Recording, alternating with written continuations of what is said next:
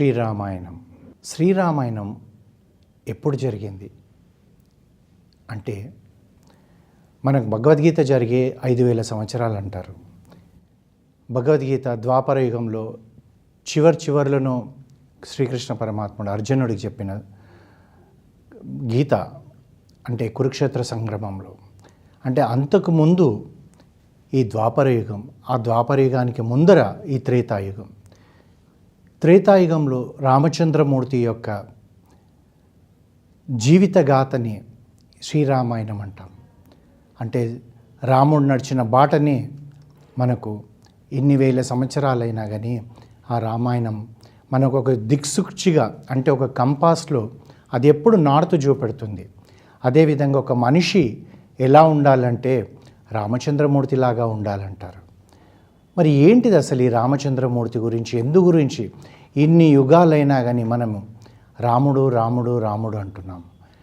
చూడండి, త్రేతాయుగం అయిపోయింది, ద్వాపర యుగం అయిపోయింది, తర్వాత ఇప్పుడు కలియుగంలో ఉన్నాం మనం.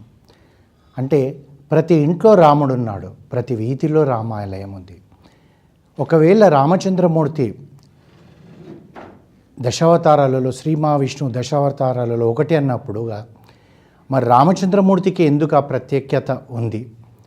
మరి ఆ విధంగా చూసుకుంటే కృష్ణుడు కానివ్వండి, లేకుంటే వేరే అవతారాలైన పరమశివుడు కానీ ఇవన్నీ ఎందుకు లేవండి అని ఒక అనుమానం వస్తుంది. శ్రీరామనవమి వస్తే ముఖ్యంగా మన హైందవ సాంప్రదాయం ప్రకారం, అంటే ఉత్తర భారతదేశంలో రాముడి యొక్క జన్మదినంగా సంబరాలు చేసుకుంటే, దక్షిణ భారతదేశంలో ముఖ్యంగా తెలుగు రాష్ట్రాలలో ఈ రాముడి కళ్యాణం అని చేసుకుంటాం. మరి రాముడి కళ్యాణం అని చేసుకుంటున్నప్పుడు రామాలయంలోనే చేసుకుంటున్నారా అంటే లేదండి. శివాలయమైనా సరే సీతారాముల కళ్యాణం చేస్తాం, ఆంజనేయ స్వామి మందిరంలో అయినా చేస్తారు. లేదా ఇవేవి లేవండి అనుకుంటే ఒక వీధి చివరన కానివ్వండి, ఒక కాలనీలో కానివ్వండి, ఒక పందిరి వేసి సీతారాముల కళ్యాణం చేస్తాం మనం. ఆ రోజు మనం చూస్తే మన ఇంట్లో మన పిల్లవాడికి వివాహం జరుగుతున్నట్టుగా, మన కూతురు వివాహం జరుగుతున్నట్టుగా తల్లులందరూ పట్టు చీరలు కట్టుకొని తల నిండా పూలు పెట్టుకొని ఆ రాముడి కళ్యాణం ఎక్కడ జరిగితే అక్కడికి వెళ్ళి వాళ్ళ కళ్యాణంలో పాల్గొంటారు. ఎందుకని ఇవన్నీ చేస్తున్నాం మనం? మరి అదేవిధంగా చూస్తే శ్రీకృష్ణుడు కూడా శ్రీ మహావిష్ణు అవతారం, కృష్ణుడు రుక్మిణి కళ్యాణం ఎందుకు చేయరు?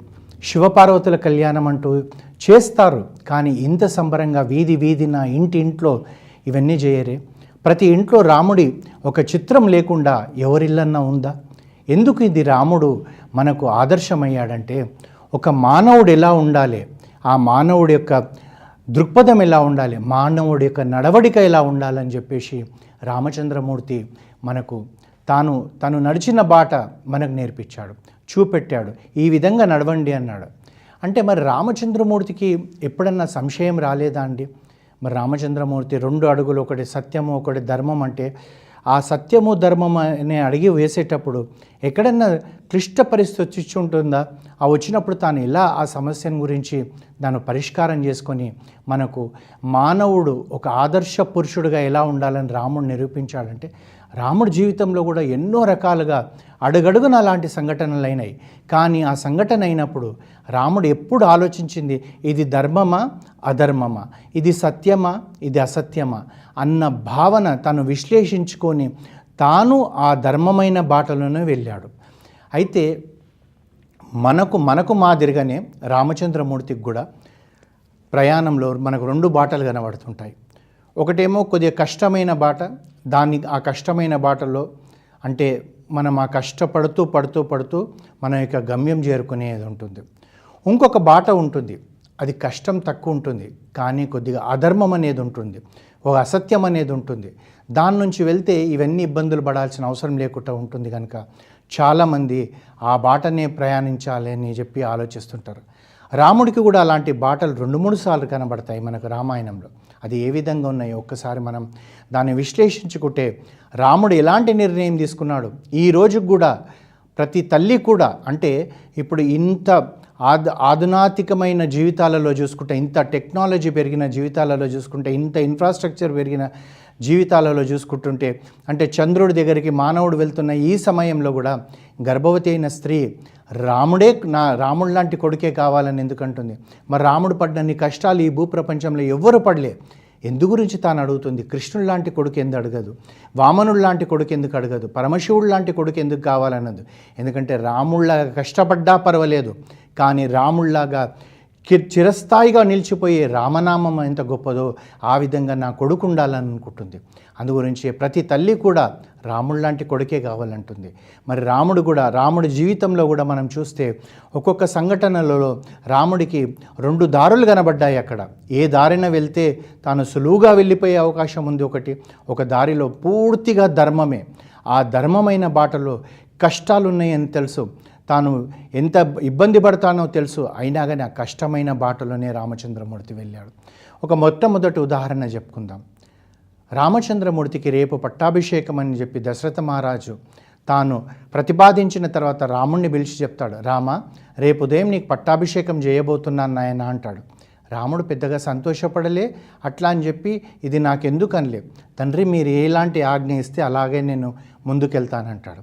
ఆ రోజు రాత్రి మనందరికీ తెలుసు, దశరథ మహారాజు కైకేయి అమ్మవారి దగ్గరికి వెళ్ళేటప్పటికి కైకేయి అమ్మవారికి ఎప్పుడైతే తెలుస్తుందో రాముడికి పట్టాభిషేకం జరగబోతుందని మందర నేర్పించిన ఆ విషబీజము ఆ కైకేయి అమ్మవారిలో, రాముడంటే ప్రేమతో ఉన్న కైకేయి అమ్మవారు తాను ఆ విషవృక్షం పెరిగిపోయి ఆ దశరథ మహారాజుతో అంటుందన్నమాట.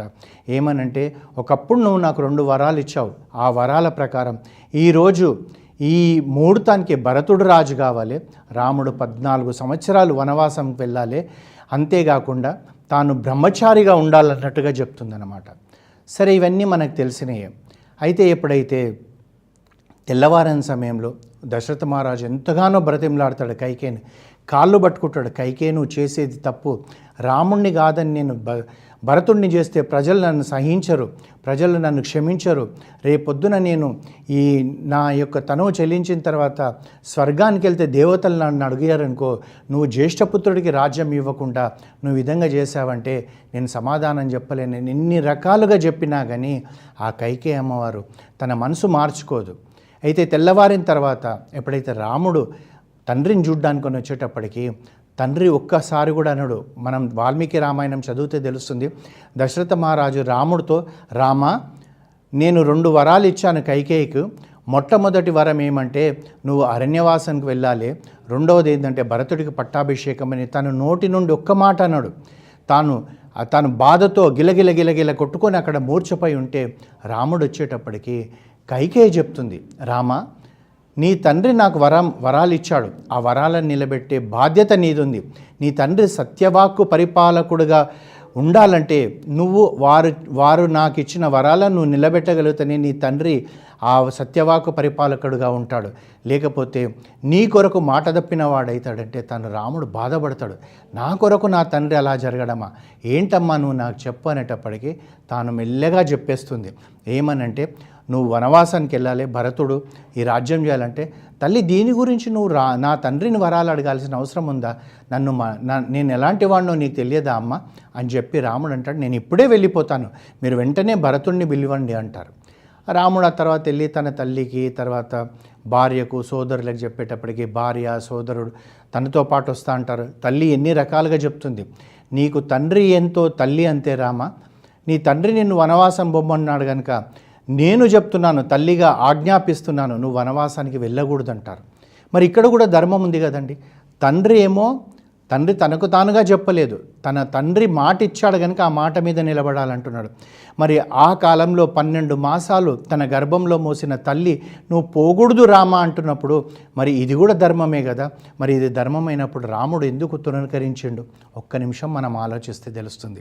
అంటే ఈ ధర్మంలో త్రాసులో వేస్తే దేనికి ఎక్కువగా బలముందో అదే ధర్మం అనేది రాముడి యొక్క అభిలాష.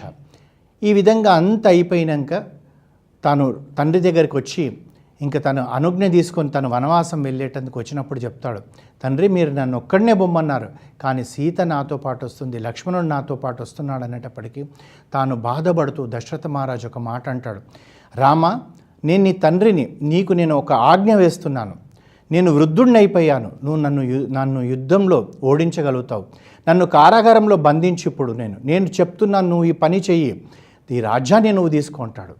ఇక్కడ కూడా చూడండి, తండ్రి అంటున్నాడు నన్ను బంధించి నువ్వు ఈ రాజ్యం తీసుకో రామా అంటున్నాడు. అంటే ధర్మం ఎలా ఉంది? తండ్రి మాట నిలబెట్టాలి కదండి. మరి తండ్రి అన్నప్పుడు రాముడు ఒక చిన్న విషయంలో, నా తండ్రి నన్ను పొమ్మనలేదు, నా తల్లి చెప్పింది కైకేయకు వరాలు ఇచ్చాడు, కానీ ఇప్పుడు ఈ క్షణాన నా తండ్రే నన్ను అంటున్నాడు, నువ్వు నన్ను బంధించి రాజ్యాన్ని తీసుకో అంటున్నాడు. అంటే ఇది కూడా ధర్మమే. నా తల్లి అంటుంది నన్ను అడవికి పోకూడదు అని చెప్పేసి, తను కన్నది నన్ను 12 మాసాలు పోసింది, నన్ను పెంచి పోషించింది, పెద్దవాడిని చేసింది, తన పాలు దాగిన ఆ రుణం తీర్చుకోవడానికైనా సరే నేను ఇక్కడే ఉంటానని చెప్పానొచ్చు రాముడు. కానీ ధర్మంలో ఆ 2 దారాలలో చాలా క్లిష్టమైనది ఎన్నుకోవాలి. అంటే రాముడు ఇక్కడ ఆలోచించేది ఏంటంటే, సరే తండ్రి నన్ను ఆజ్ఞాపించాడు, అంత మాత్రాన నేను కారాగారంలో వేసి ఆ రాజ్యాన్ని తీసుకుంటే అది ధర్మమా అన్న భావన రాముడిలో ఉంది కనుక తండ్రి మాటను కాదన్నాడు. తాను ఎప్పుడైతే అడవికి వెళ్తుంటే పుర ప్రజలందరూ కూడా అడ్డం పడతారు. రామా నువ్వే మాకు రాజు, నీతో పాటు మేము ఈ రాజ్యం వదిలేసి వచ్చేస్తాం, మేము నువ్వు నీతో పాటు ఎక్కడ ఉంటే అక్కడ అడవిలలోకి వచ్చేస్తాం, అంతేగాని నువ్వు వెళ్ళిపోకూడదు, నువ్వు ఎక్కడుంటే అక్కడే మాకు అయోధ్య, అక్కడే ఒక రాజపీఠం స్థాపిస్తాం, అక్కడే నువ్వు చక్రవర్తి అవుతావు అంటారు. అది కూడా ప్రజలు కోరుకుంటున్నారు. ఈ కాలంలో మన వాళ్ళు చెప్తుంటారు కదా, ప్రజలు కోరుకుంటున్నారండి, అందుగురించి నా కొడుకుని ఎమ్మెల్యే చేశాను, ఎంపీని చేశాను, మినిస్టర్ను చేశానంటారు. ఏ ప్రజలు కోరుకుంటున్నారు? ఇక్కడ ప్రజలలో ఎవరన్నా అడిగారా? ఏ ఒక్క ముఖ్యమంత్రిని కానీ, ప్రధానమంత్రిని కానీ, ఇంకొక ఎవరినైనా రాజకీయ నాయకుడిని, అయ్యా నీ కొడుకును మాకు రాజ్యాన్ని వెళ్తందుకు మా తలపైన కూర్చోబెట్టని చెప్పి ఎప్పుడన్నా అడిగారా? అదే దశరథ మహారాజును అడిగారు రాముడు గురించి. రాముడు రాజు కావాలన్నారు. ఈరోజు ప్రజలు అడ్డం పడుతున్నారు, రథానికి అడ్డం పడ్డారు. లేదు రామ, నువ్వు ఇక్కడ ఉండాల్సిందే, వృద్ధుడైన నీ తండ్రి కామంతో కళ్ళు మూసుకొని కైకేయి చెప్పిన మాట వింటున్నాడు అని చెప్పి అంటే కూడా అది తప్పు అని చెప్పి వాళ్ళందరినీ కూడా సముదాయించి తాను అడవిలోకి వెళ్ళిపోతాడు. రాముల్లో ఉన్న గొప్పతనం అదేమంటే, దారులు 2 కనబడుతున్నాయి. ఇది కూడా మనకు ఒక దారే, అది కూడా ఒక దారే. మళ్ళీ ఇంకొకటి అతి ముఖ్యమైనది మనం చూసుకుంటే, ఎప్పుడైతే కబంధుడు రాముడికి చెప్తాడో, రామ ఈ యొక్క కిష్కింధలో నువ్వు వెళ్ళి సుగ్రీవుడితో స్నేహం చెయ్యి, సుగ్రీవుడు తాను సూర్యకిరణాలు ఎక్కడెక్కడ పడుతున్నాయో భూప్రపంచంలో తనకు అన్నీ తెలిసిందే, నిన్ను సీతమ్మ వారిని వెతికి పట్టగలుగుతాడు. కానీ ఆ సుగ్రీవుడిని వాళ్ళ అన్న సుగ్రీవుడి భార్యను చెరబట్టి తమ్ముడిని రాజ్యం నుంచి బహిష్కరించాడంటారు. మరి వాలి ఎలాంటి వాడంటే, వాలి ఒకసారి రావణాసురుడిని తన తోకకు చుట్టుకొని 4 సముద్రాలలో ముంచి తనని ఓడించిన వ్యక్తి. ఎప్పుడైతే రాముడు వాలిని బాణంతో కొట్టేటప్పటికీ అప్పుడు వాలి ఒక మాట అంటాడు, రామా ఇంత నువ్వు చేసింది నా తమ్ముడితో స్నేహం చేసి నన్ను బాణంతో కొట్టినావు, ఎందు గురించి? సీతమ్మ వారు ఎక్కడుందో వెతికి పట్టుకోవడానిక? ఒక్క మాట, నువ్వు నాతో స్నేహం చేస్తే నేను రావణాసురుడిని నీ తోకతో బంధించి తీసుకొచ్చి నీ పాదాల దగ్గర వేసేవాడిని అంటాడు. అంటే ఇక్కడ చూడండి, ఒకవేళ రాముడు సుగ్రీవుడితో కాకుండా వాలితో స్నేహం చేస్తుంటే వాలి ఒక్క నిమిషంలో రావణాసురుడిని పట్టుకొచ్చేవాడు, రావణాసురుడు భయపడి సీతమ్మ వారిని ఇచ్చేవాడు. మన కిష్కింధకాండలనే రామాయణం అయిపోయేది. ఆ తర్వాత మనకు సుందరకాండ ఉండేది కాదు, యుద్ధకాండ ఉండేది కాదు, ఏది కూడా ఉండేది కాదు. కానీ మరి ఒకవేళ అక్కడే ఆగిపోయినుంటే మరి రామాయణం ఇంకో రకంగా ఉంటుండే. మరి రాముడు నిజమే తనకు నా భార్య అవసరం, వాలి అయితే ఏముంది, సుగ్రీవుడు అయితే ఏమైంది, వాలితో స్నేహం చేస్తే అయిపోతుందని అనుకోవచ్చు. కానీ రాముడు అలా చేయకపోవడానికి కారణం ఏంటంటే, ఎవరైతే తన తమ్ముడి యొక్క భార్యను చెరపట్టిండో అలాంటి వాడితో నేను స్నేహం చేస్తానా, కష్టమైనా పర్వాలేదు, రావణాసురుడు ఎక్కడున్నాడో తెలియకున్నా పర్వాలేదు, ఎన్ని యుగాలైనా నేను వెతుకుతాను నా భార్య కొరకు, అంతేగాని అధర్మంతో కూడుకున్న స్నేహం నేను చెయ్యనని చెప్పేసి వాలితో స్నేహం చేయలేదు. అది రాముడిలో ఉన్న గొప్పతనం. తాను అనుకోవచ్చు ఒక్క నిమిషం పట్టదు, సుగ్రీవుడైతే చాలా రోజులు పడుతుందేమో, వాలితో స్నేహం చేస్తే రావణాసురుడిని పట్టేస్తాడు, సీతమ్మ వారిని తెచ్చేస్తాడని అనుకోవచ్చు. అయితే మనం చూడాల్సిందంతా కూడా మన జీవితాలలో కూడా 2 రకాలుగా మనకు దోవలు కనబడుతూ ఉంటాయి మన ప్రయాణంలో. ఒకటి అధర్మంతో కూడుకొని ఉంటుంది, కానీ కనబడడానికి ధర్మంలాగా ఉంటుంది, కానీ అందు లోతులోకి వెళ్తే కానీ మనకు అధర్మం అని తెలియదు.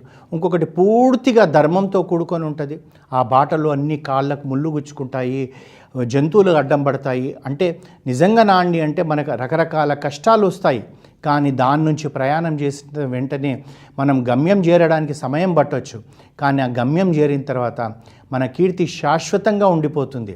అంతేగాని ఏదో అధర్మమైన తోవలో వెళ్తే మనకు దోవ తొందరగా వెళ్తుంది, మన గమ్యం తొందరగా చేరుకుంటాం అనుకుంటే మాత్రం మనకు జీవితంలో రాముడి యొక్క నిరూపించిన బాటలో మనం నడవని వాళ్ళం అవుతాం. అప్పుడు రావణాసురుడు లాంటి బాటలో నడుస్తాం. రావణాసురుడు ప్రతిదీ తనను సమర్థించుకుంటాడు. మేము రాక్షసులం, ఇలాగే పరస్త్రీలను తీసుకొస్తామంటాడు. రాజయుండి నువ్వు ఇలా చేయకూడదు అని చెప్పేసి మారీచుడు చెప్పినా వినడు. అంటే కొందరు మనం కూడా మన జీవితాలలో తటస్థపడుతుంటారు. వాళ్ళు చేసేదే ధర్మం అంటారు, వాళ్ళు ఎన్ని తప్పులు చేసినా ఇదే ధర్మం అంటారు. అవన్నీ కూడా రావణాసురుడు లాంటి ప్రవర్తన ఉన్నవాళ్ళు, అలాంటి యొక్క చరిత్ర ఉన్న వాళ్ళే ఈ కాలంలో ఉంటారు. రాముళ్లాగా ఉండాలంటే ధర్మమైన బాటలోనే వెళ్ళాలి. ధర్మమైన బాటలోనే మనం నడుస్తే ఆ రాముడికి ప్రీతిపాత్రులం అవుతాం. ఆ రామచంద్రమూర్తి మనకు నేర్పించిన బాటలో వెళ్ళడం వల్ల మనల్ని కన్నవాళ్ళు, మనకు విద్యాబుద్ధులు నేర్పించిన వాళ్ళు కూడా గర్వంగా చెప్పుకుంటారు, మా వాడండి జీవితంలో ఎలాంటి క్లిష్ట పరిస్థితుల్లోనైనా కానీ అధర్మమైన బాటలో వెళ్ళలేదని గర్వంగా చెప్పుకుంటారు. అదే అధర్మము, అవినీతితో కూడుకున్న వాడిని ఎవరన్నా గర్వంగా చెప్పుకుంటారా? పలానా వాడు మా వాడండి అని చెప్పుకుంటాడా? ఏదో సిగ్గుపడుతూ మాట్లాడతారు. అలాంటిది సంఘటనలు అలాంటి మన జీవితంలో రాకుండా ఈ రాముడు నేర్పించిన బాటలోనే మనం వెళ్ళడానికి ప్రయత్నం చేయాలి. జై శ్రీరామ్.